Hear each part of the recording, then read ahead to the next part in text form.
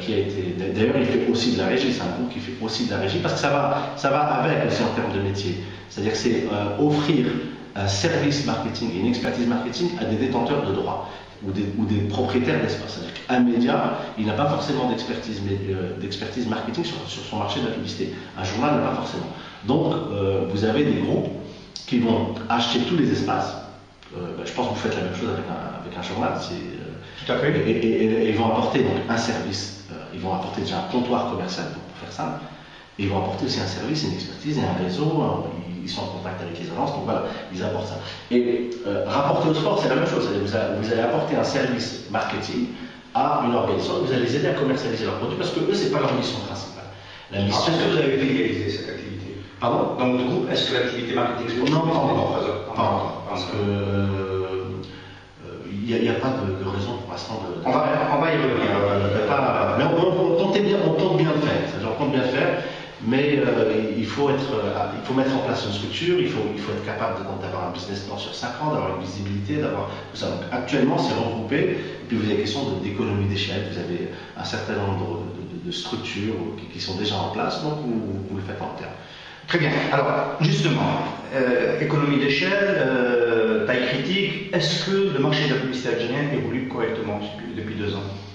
Écoutez, depuis 2 ans, on analyse plutôt les marchés sur des cycles un peu plus longs, pardon.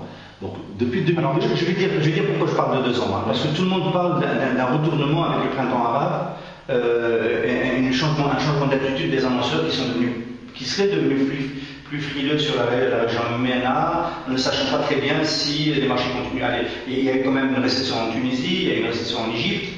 Le Maroc, c'est quand même ressenti ce qui s'est passé dans le reste du monde arabe. En Algérie aussi, il y a beaucoup de supports qui se sont plaints d'un tassement de l'évolution du marché publicitaire. C'est pour ça qu'on parle de 2 ans, mais évidemment, effectivement, un cycle se lit sur une durée plus longue. D'accord. Parler des effets, des éléments dont vous parlez, bon, c'est un peu difficile encore à ce jour de dire pourquoi.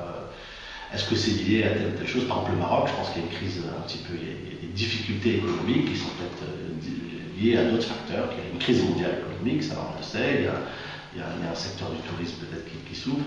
Mais globalement, et puis on ne peut pas toujours avoir des croissances, puisque on ne peut pas avoir les mêmes croissances. En Algérie, depuis 2002, et donc depuis l'apparition des grands annonceurs d'aujourd'hui, les grands annonceurs d'aujourd'hui sont venus dans les années 2000. Vous prenez des grandes marques de boissons, les grandes multinationales se sont installées à partir de 1999-2000. Et c'est ça qui a créé un marché publicitaire qui a constamment augmenté. Je crois qu'il y a eu une année de baisse, c'était vers 2009. Et on n'a pas su véritablement expliquer, c'était une crise mondiale. Maintenant, depuis 2011, les chiffres montrent qu'il y a une reprise, au contraire. En Algérie, en tout cas, il y a une bonne reprise. Ce qu'on peut dire justement par rapport au marché algérien, c'est que le fait qu'il y ait eu des troubles dans d'autres pays, et c'est des informations qu'on a eues auprès de grands groupes, font que l'Algérie devient un marché très très attractif. Vous avez des grands groupes de produits de consommation courante qui, au niveau régional, sont en train de dire c'est l'Algérie. Ça va se passer en Algérie et on investit en Algérie. Alors je ne vais pas les citer parce que c'est parfois des informations stratégiques qu'on a dans des... Alors investir en Algérie, c'est investir d'abord comme entreprise, ensuite amener un budget communication. Non, je ne parle pas des groupes de communication, je parle de nos clients. Nos clients sont en train de dire, nos clients on a des clients qui nous sortent des taux de croissance en Algérie qui sont incroyables.